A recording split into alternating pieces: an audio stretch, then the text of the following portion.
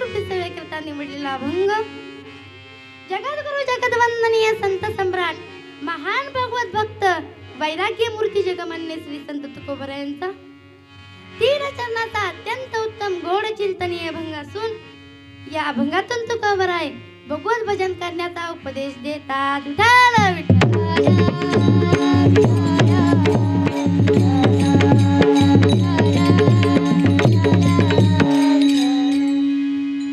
अभंगाचा सरळ भावार्थ असा आहे की जगद्गुरु तुकोबरायांना भगवंताची प्राप्ती झाली। त्या भगवंताच्या स्वरूपावरती तुकोबराय स्थिर झाले। तेव्हा त्यांनी मागावरून पाहिलं की बुडणाऱ्या लोकांकडे पाहून तुकोबरायांच्या अंतःकरणामध्ये कळवळा दया निर्माण झाली आणि या समाजाला भगवंताच्या प्राप्तीकरिता काहीतरी उद्धाराचा मार्ग सांगावा असं त्यांना वाटलं। म्हणून महाराज म्हणतात, सांगतो तुम्हासी भजारे विठ्ठल नाही तरी गेला जन्म वाया। जर विठ्ठलाला भजलं नाही तर मिळालेला जन्म वाया गेल्याशिवाय राहणार नाही। हे का नाही विचारलं महाराज?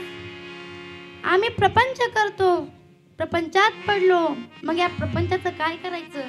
तेव्हा महाराज म्हणतात, या संसाराची बरोबरी करण्यात तुमचं आयुष्य व्हायला जाईल। या संसाराच्या महापुरात तुम्ही वाहून जाताल। करिता बरोबरी दुरावसे दुरी भवाचे पुरी वाहावसी। या संसाराच्या महापुरात तुम्ही वाहून जाताल, म्हणून संसारात राहा पण चिटकून राहू नका। महाराज म्हणतात, देवाच्या प्राप्तीकरिता काही लागत नाही, हे मी तुम्हाला शपथ घेऊन सांगतो। देवाला फक्त भाव पाहिजे, काही नलगे एक भावाची कारण तुका मने आण विठोबाची। करिता बरोबरी दुरावसे दुरी भवाचे पुरी वाहावसी। हा झाला अभंगाचा शब्दशः सरळ सरळ अर्थ।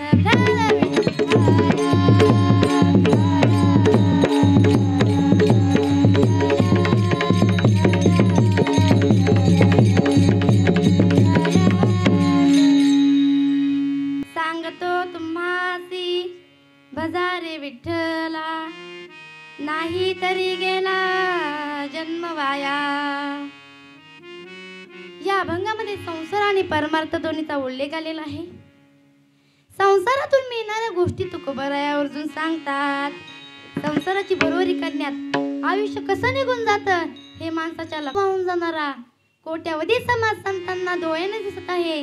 म्हणून सर्व संत उपदेश करीत आहेत। ज्ञानोबराय म्हणतात, आस्तीची आ महापुरी रिगताती कोटीवरी प्राप्तीची आ पहिल थडी विपायला एके। ज्ञानेश्वर महाराज म्हणतात, या महापुरात किनारा फक्त एखाद्यालाच सापडू शकतो। सगळ्याच्या डोक्यात फक्त संसाराचे ध्यान आहे। वाढावे संतान गृही व्हावे धनधान्य किंवा तुका मने धन धनासाठी देती प्राण।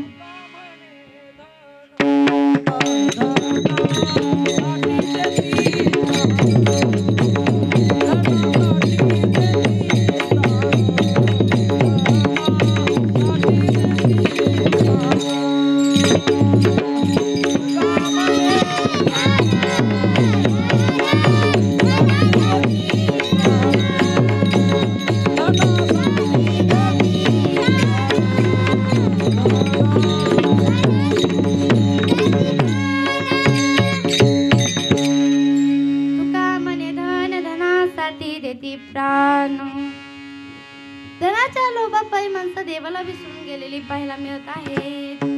धनाचा लोभ माणसाला दुःख दिल्याशिवाय राहत नाही। एका गावात 3 व्यक्ती अत्यंत गरीब होते। धन कमविण्याचा खूप प्रयत्न करूनही धन मिळत नाही। शेवटी तिघांनी देवाला प्रसन्न करायचं ठरविलं।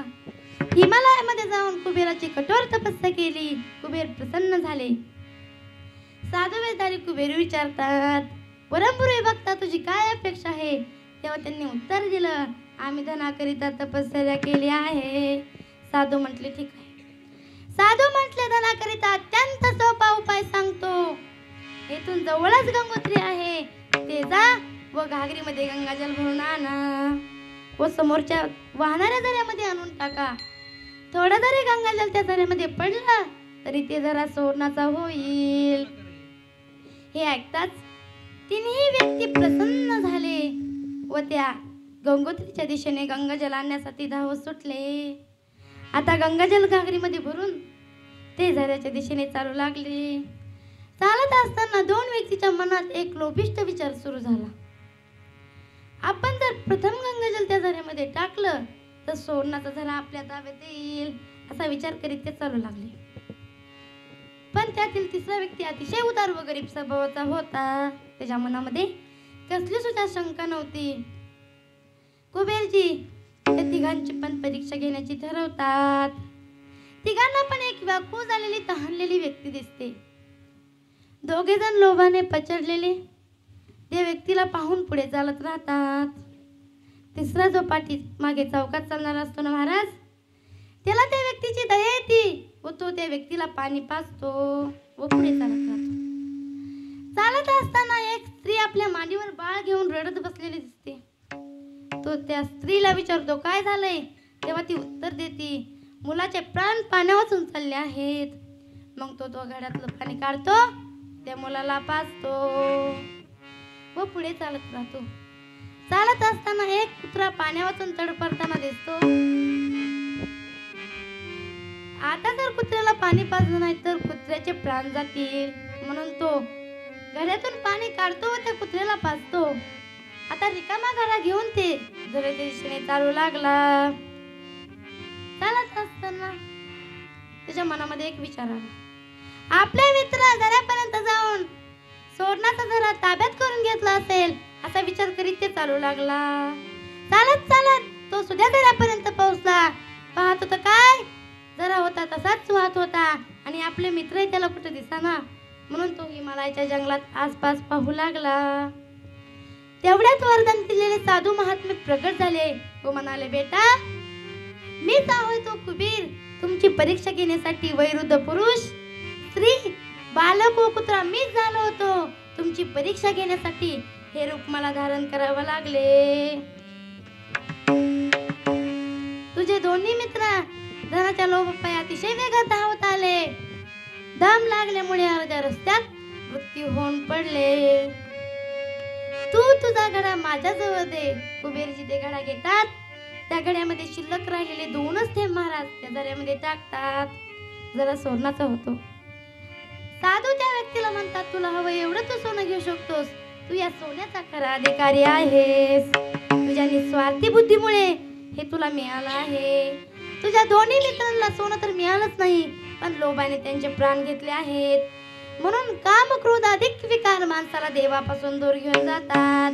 ज्ञानेश्वर महाराज म्हणतात लतिका व्यवहार सर्व हा संसार वायर जार हरिविना किंवा दुःख बांधवडी आहे हा संसार सुखाचा विचार नाही कोठे. ज्ञानेश्वर महाराज आणि एक प्रमाण देतात अनेक दुःखे सांगू किती सगळ्या संसाराची स्थिती नसा हे पाषाण फुटती भय कापचित्ती भरलासी. या संसारात सुख फार कमी आहे महाराज. एक माणूस जंगलातून जात असताना त्याच्या पाठीमागे वाघ लागतो. तो पुढे व वाघ मागे. पळत पळत विहिरीच्या कडेवरून पाय घसरतो व तो त्या विहिरीत पडतो. त्या विहिरीत फांदीला लटकतो. ज्या फांदीला लटकला असतो ना महाराज त्याच फांदीला मवळ होतो. मवळ उठला व मवळाच्या माश्या त्याला चावू लागल्या. तेवढ्यात त्याचं खाली विहिरीत लक्ष गेलं. विहिरीत एक पाण्याचा थेंब सुद्धा नव्हता, पण मोठाची मोठा नाग दिसला. घाबरला. त्याला काय करावं ते काहीच कळेना. तेवढ्यात वरून वाघ आला व वाघ त्याच्या कपाहून दरकारे बोलू लागला. किती वेदना आहेत बरी याला. खालून नागोबा आहे, वरतून वाघोबा आहे आणि अंगावरती आगोबा आहे.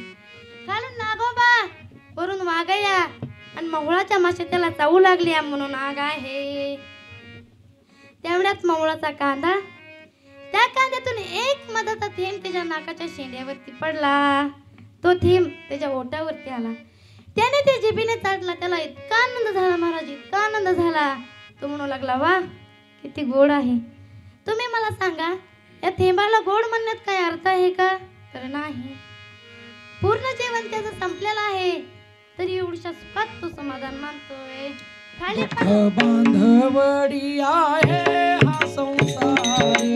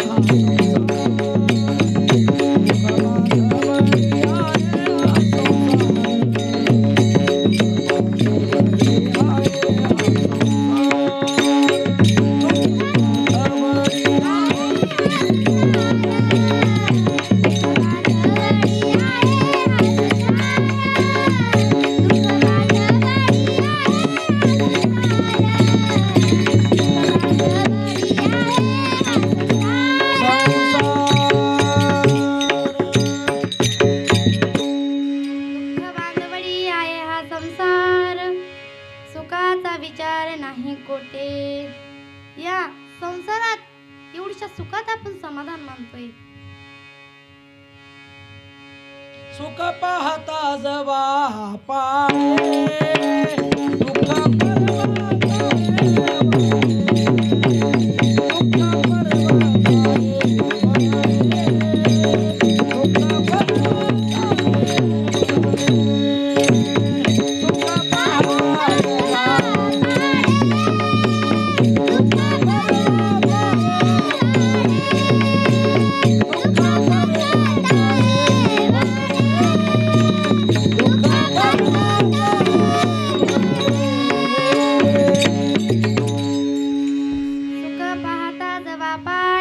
दुःख पर्वता एवढे. माणसाने एकच करावं संसार आलिया एक सुख आहे. आठवावे पाय विठोबाचे ऐने होय सर्व संसार सुखाचा नलगे दुःखाचा लेश काही. तुकोबराय म्हणतात संसार खोटा समजून करावा व देवाचे नाम खरे आहेत म्हणून घ्यावे व सुखरूप व्हावे. यात संसारात आणि परमार्थात यात 4 वर्ग पडतात. पहिला आहे संसार उत्कृष्ट परमार्थ निकृष्ट. कोणी केला तर रावण हिरण्यकशिपाने केला. रावण का काय कमी होता का तर नाही. घरच्याला देवाचं नाव घेऊ देत नव्हता. दुसरा वर्ग आहे संसार निकृष्ट व परमार्थ सुद्धा निकृष्ट. हे कोणी केला तर सामान्य जीवाने केला. तिसरा वर्ग असा पडतो संसार निकृष्ट व परमार्थ उत्कृष्ट. कोणी केला तर जगद्गुरु तुकोबारायांनी केला. एके दिवशी घरातली चूल पेटत नव्हती पण परमार्थ त्यांचा थाटा माटत होता महाराज. चौथा वर्ग असा पडतो संसार उत्कृष्ट व परमार्थ सुद्धा उत्कृष्ट. कोणी केला तर श्री संत एकनाथ महाराजांनी केला. रोज देवाला पुरणपोळीचा नैवेद्य होता. आता या संसारात तुम्हाला कोणत्या दृष्टीने पाहायचा आहे हे त्याच्यावर अवलंबून आहे. राजा जनकाने संसारात राहून परमार्थ साधला. निळोबराय वर्णन करतात जया भाग्याच्या त्या जन्मल्या संसारी ज्याच्या ध्यानी मनी नित्य काल हरी करिता कामकाज दृष्टी त्याच्यावरी बोलता चालता जीविता निरंतरी ओम. निळोबराय म्हणतात गवळीने संसारात राहून देवाची प्राप्ती करून घेतली. संसारातलं एकही काम न सोडता देवाला मिळवलं. कसं तर हाताने संसाराचं काम केलं मनाने देवाचं भजन केलं. विठ्ठल विठ्ठल.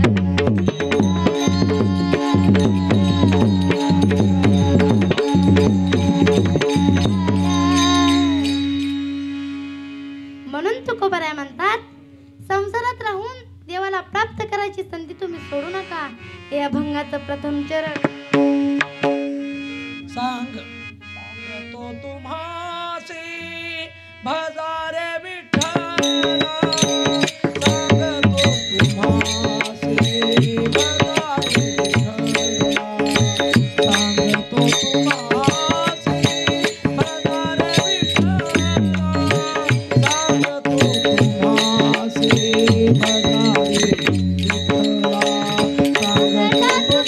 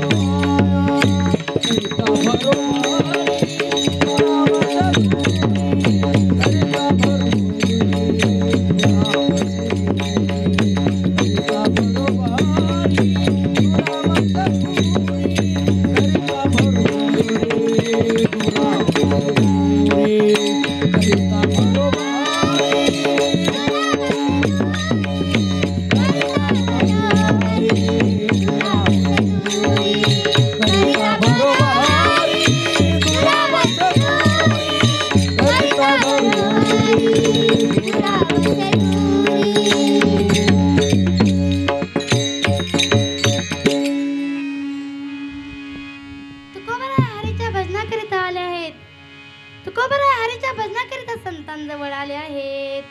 तुम्ही मला सांगा, या ठिकाणी आलेल्या प्रत्येक जणाला देवाचा अनुभव आहे का? तर नाही. या 3 वर्ग पडतात. पहिला आहे अनुमान काढणारा, दुसरा आहे पाहणारा व तिसरा आहे प्रत्यक्ष अनुभव घेणारा. हे मी तुम्हाला एका दृष्टांतावरून सिद्ध करून देते. विठ्ठल विठ्ठल.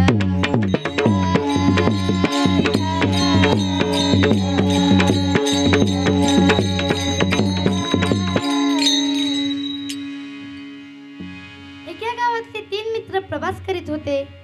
एका गावातून जात असताना एकाला जिलेबीचा वास आला. तो दुसऱ्या मित्रांना म्हणू लागला, मित्रांनो, इथं कुठेतरी नक्की जिलेबी चालू असली पाहिजे. मला जिलेबीचा वास आलाय. दुसरा म्हणतो, माझ्या नाकावर माझा विश्वास आहे. दुसरा म्हणतो, पण माझा तुझ्यावर अजिबात विश्वास नाही. तो जातो, वासाच्या दिशेने जातो. पाहतो तर काय, खरंच एक मंडप टाकलेला आहे. त्या मंडपामध्ये जिलेबी काढण्याचं काम सुरू आहे. तो लगेच परत फिरतो व मित्रांना म्हणतो, मित्रांनो, एक मंडप टाकलेला आहे. त्या मंडपामध्ये जिलेबी काढण्याचं काम सुरू आहे. तिसरा म्हणतो, ह्याला वास येतोय हा सांगतोय, पण माझा तुमच्या दोघांवरही विश्वास नाही. मी पाहूनच येतो. तो जातो तेव्हा नुकत्याच पंक्ती बसलेल्या होत्या. ते जातो आणि असा जिलेबी उता मारतो महाराज, असा मारतो व माघारी येतो. म्हणतो, अरे तुला जे वास आलता ना ते बरोबर आहे, आणि ह्यानं जे पाहिलं ते सुद्धा अगदी बरोबर आहे. ते म्हणतात, कशावरून? म्हणतो, हा पट्ट्या जीवनाचा आला.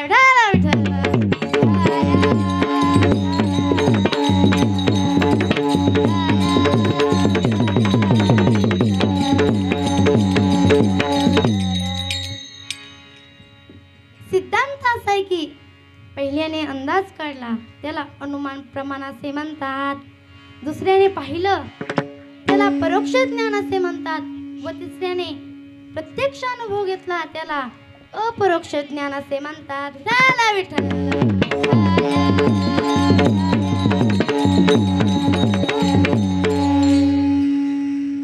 देवाचा अनुमान काढणं, देवाला पाहणं व देवाचा प्रत्यक्ष अनुभव येणं या तिन्ही क्रियेत खूप मोठा फरक आहे. आपण देवाकडे गेल्यानंतर आपण देवाला पाहतो, पण संत देवाला जाणतात. त्या परमात्म्याशी एक रूप होता. तुका पंढरीसी गेला, पुन्हा जन्मा नाही आला. संतही देवाचे एक रूप झालेले आहेत, तरीही आपल्यासाठी नेहमी उपदेश करतात. सांगतो तुम्हासी बजारे विठ्ठला, नाही तरी गेला जन्म वाया.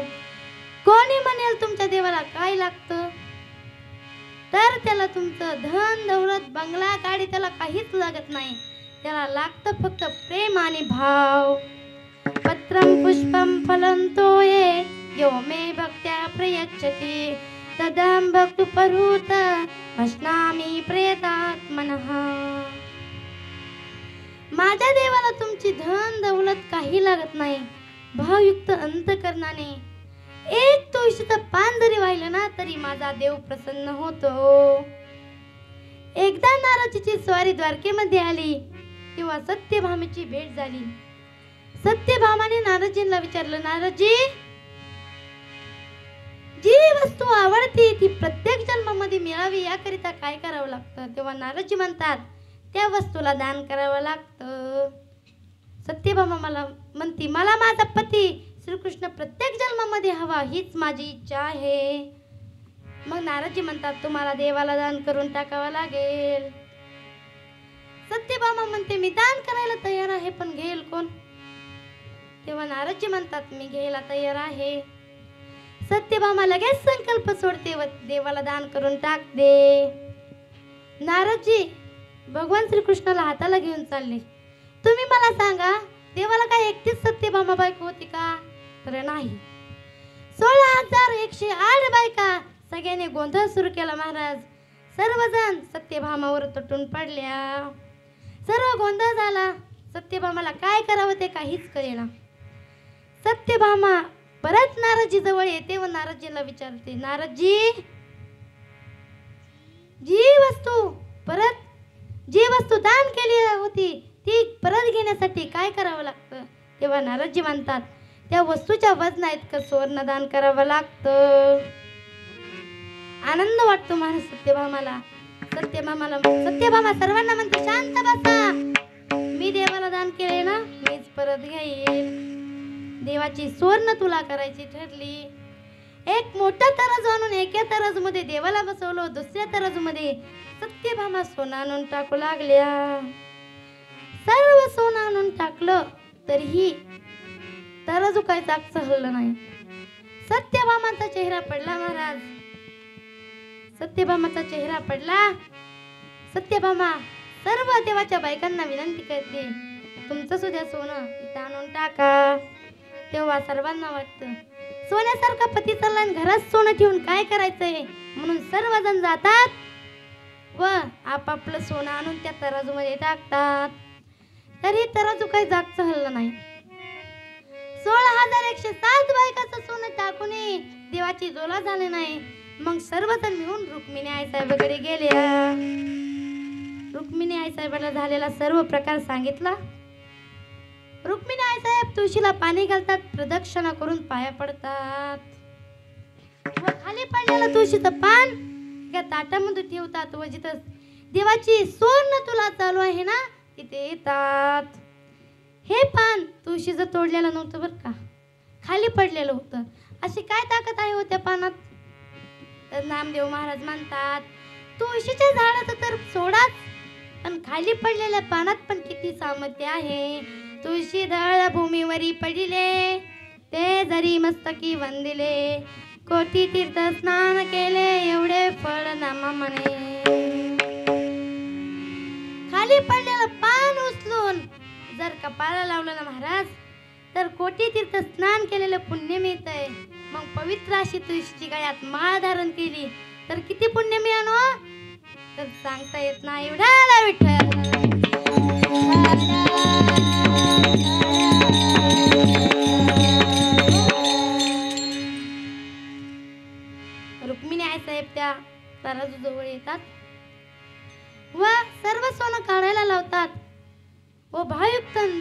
साहेबाने ते तुळशीचं पान कपाळाला लावतात व त्या तराजूमध्ये ठेवतात.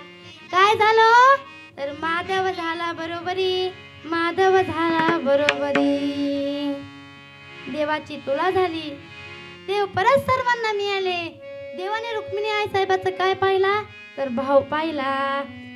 साधं तुळशीचं पान जरी वाहिलं ना तरी माझा देव प्रसन्न होतो. म्हणून भगवान श्रीकृष्ण अर्जुनाला सांगत आहेत, पत्रम पुष्पम फलंतो ये यो मे भक्त्या प्रयच्छति तदहं भक्तुपहृत मश्नामि प्रयतात्मनः. रुक्मिणी आई साहेबाने देवाला तुळशीचं पत्र वाहिलं, गजेंद्राने फूल वाहिलं, अतिदेवाने पाणी वाहिलं व माझ्या शबरी मातेने देवाला फळ वाहिलं. देव हा भावाचा भुकेला आहे. भाव का भूखा हूँ मैं और भाव ही बस सार है. भाव से मुझको भजे तो भव से बेड़ा पार है. भक्त प्रल्हादाचं जीवन चरित्र तुम्हाला माहिती का? भक्त प्रल्हाद कयाधू मातेच्या गर्भात असताना नारायण नामाची गोडी त्यांना लागली होती. भक्त प्रल्हाद जेव्हा लहानाचे मोठे होऊ लागले तेव्हा हिरण्यकशिपाने गुरुकुलातल्या गुरुजांना बोलावून घेतलं व शिक्षणासाठी प्रल्हादांना गुरुकुलात पाठवलं. तिथं गेल्यानंतर प्रल्हाद सर्वांना भजनात शिकवू लागले. गुरुजी किती नको म्हटले तरी भक्त प्रल्हाद भजन बंद करीतच नव्हते. एका दिवशी वडिलांनी बोलवलं, विचारलं, गुरुजी पासून काय काय शिकलास? तेव्हा प्रल्हाद आपल्या वडिलांना नवविधा भक्ती सांगतात. हे हिरण्यकशिपाच्या विरोधात होतं. भगवान नारायण हे हिरण्यकशिपाचे कट्टर विरोधक होते. राज्यामध्ये असं फरमान सोडलेलं होतं की नारायण शब्द हा उच्चारायचाच नाही आणि जो कोणी नारायण शब्द उच्चारील ना त्याला मृत्यूदंड होईल. आणि आपलाच मुलगा नारायण नारायण जप करतोय. हिरण्यकशिपाला राग आला महाराज. अनेक वेळा प्रल्हादांना सांगूनही प्रल्हाद ऐकायला तयार नव्हते. एके दिवशी भरसभात नारायण शब्द उच्चारला व हिरण्यकशिपाचा अपमान केला. हिरण्यकशिपाला अपमान सहन झाला नाही व प्रल्हादांना मृत्यूदंड देण्याचं सांगितलं. तरी भक्त प्रल्हादाचं भजन बंद एक क्षणही बंद नव्हतं. नारायण नारायण श्रीमन्नारायण नारायण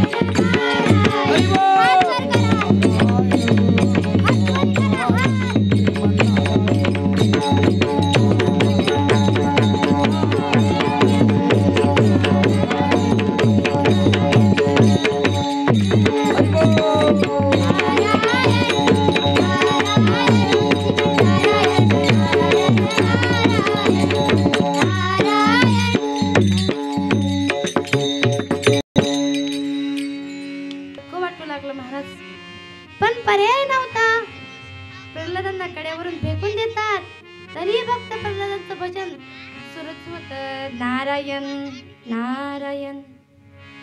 भगवान विष्णू प्रगट झाले व भक्त प्रल्हादांना वरच्या वरी अलगद झेललं. भक्त प्रल्हाद सुखरूप घरी पोहोचले. आईला आनंद वाटला. आईने भक्त प्रल्हादांना मिठी मारली. पण हिरण्यकशिपांना अजूनच राग आला. भक्त प्रल्हादांना पिसाळलेल्या हत्तीच्या पायाखाली देण्याचं सांगतात. भक्त प्रल्हाद हात जोडतात व भजन सुरू करतात. नारायण नारायण. पिसाळलेल्या हत्तीला प्रल्हादांचा स्पर्श होताच हत्ती शांत झाला. तिसऱ्या वेळेस प्रल्हादांना उकळत्या तेलाच्या कढईमध्ये टाकतात. तरीही भक्त प्रल्हादांना काहीच होत नाही महाराज. सापाच्या कुंडात टाकतात तरीही काहीच होत नाही. होलिकेच्या मांडीवर ठेवतात, लाकडं असतात व जाळ लावून देतात. जिला की अंगी जळणार नाही असा आशीर्वाद होता ती जळती. पण भक्त प्रल्हादांना काहीच होत नाही. हृदय गोविंद मनोये, हृदय गोविंद मनोये. शेवटी हिरण्यकशिप म्हणतो, इतका प्रयत्न करूनही तू मरत नाहीस, तुला कोण वाचवतंय? तेव्हा प्रल्हाद म्हणतात, नारायण सांग, कुठं आहे तुझा नारायण? कुठं आहे तुझा देव? बाबा, कुठं कुठं नाही माझा देव. सांग, या खांबात आहे का तुझा देव? हो आहे ना. आहे म्हटल्यावर त्या खांब्याला लात मारतात. खांब्यावर लाथ मारिली दुर्जाने.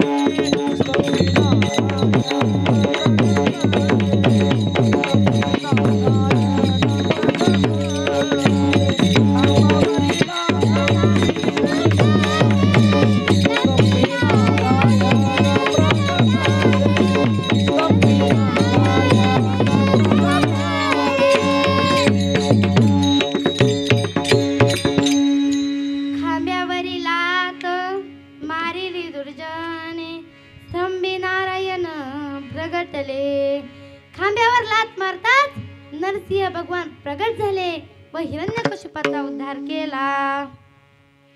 सांगायचं तात्पर्य एवढंच आहे, हृदयामध्ये जर भाव असेल ना तर पाषाणातून सूर्यदेव प्रगट होईल. भाव के बस में हे भगवान, भाव नहीं तो विधिवन मधुबन लागत सब वीरान. भाव नहीं तो हर मंदिर में देखत बस पाषाण. भाव होए तो पाषाणों में प्रगट होए भगवान. भाव के बस में हे भगवान. म्हणून महाराज म्हणतात, सांगतो तुम्हासी बजारे विठ्ठला, नाही तरी गेला जन्म माया ठोबर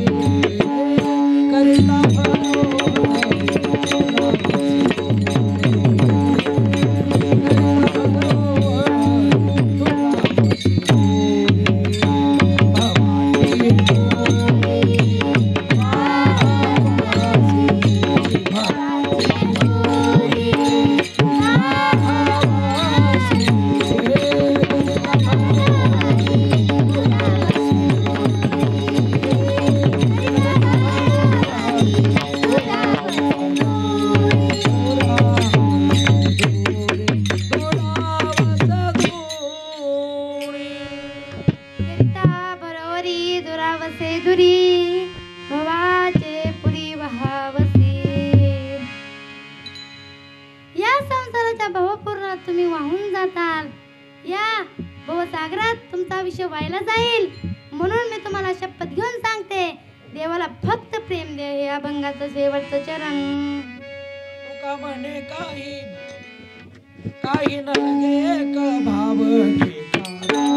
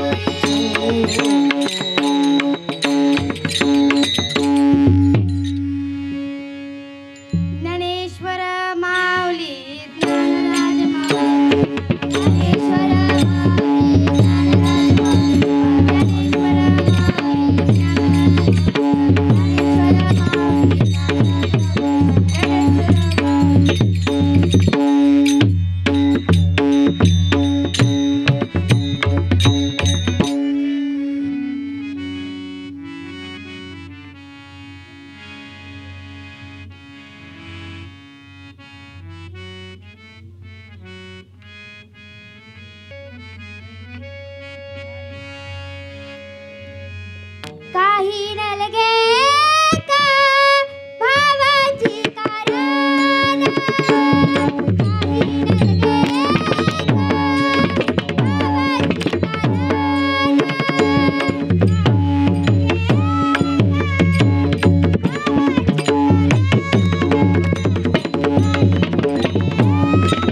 भावाची कारण.